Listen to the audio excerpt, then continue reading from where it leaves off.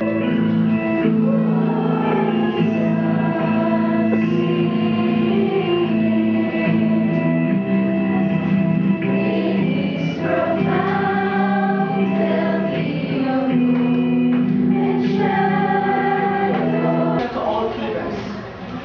man knows by whose hand Dios, son of Lados, is dead.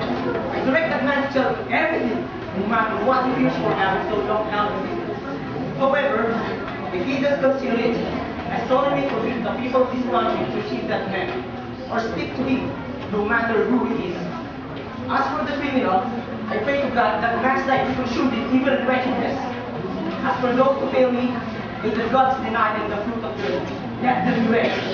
As for loyal Levites, I pray the favor of justice and of all the immortal gods. Since my underlords, my lord, I swear I didn't do the murder. I can't name the murderer. Why was the then searched? Why did he not think who the culprit was? An honest question, but no one in the world can make the gods do more than the gods do. But he's an alternative.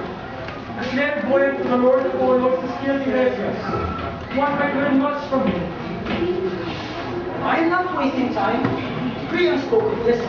I have sent for that man twice. In fact, it is strange he is not here. Their guilt and fears and particles dead. Their crows would be among fire. The man who dared the act of funeral girls